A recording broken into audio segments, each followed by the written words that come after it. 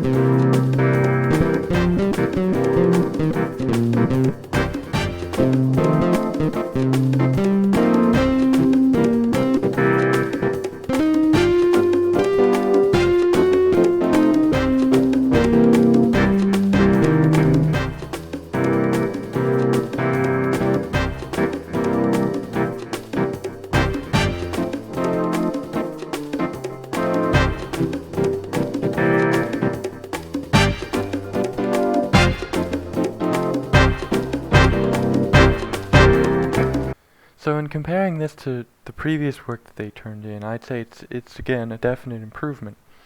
There's a lot more structure to this piece. It's using the standard blues progression, which is very common in, you know, blues music, as stated by the title. Um, there's a lot more interesting development in terms of like instrumentation and timbre and the texture of the piece as a whole, with a lot of different uh, different instruments used throughout it. There are some interesting uses of percussion, which are definitely noteworthy. Uh, it's an improvement to the original piece, which actually didn't have percussion in it. Uh, Overall, it is a definite improvement. There are, of course, still things to work on. For example, I'm assuming because they chose the blues bar progression, they developed a chord progression before they developed the melodic line that they wish to use. I can hear that their melodic line was using the blues scale of the key, which in this case the key was C major. And that does work. It works better for improvisation, more so than creating a melodic line. So what I'd recommend, which is something that even I'm still working on, so don't be discouraged if, it's difficult. But if you're creating a musical piece, make sure you have a good cemented idea for a melodic line that you want to use so that you can really have that expression that you want within your piece of music. And then alongside that, there were some mixing issues where it became difficult to hear specific parts of the music. It is a definite improvement to the original, where again there was a lack of mixing, but alongside that, the original was created on another piece of software which couldn't be mixed as easily, so that could be one of the reasons why. Uh, there are definite moments where mixing in this new song needs to be changed slightly, so it's easier to hear certain elements, unless that's what you wish to have in your piece of music.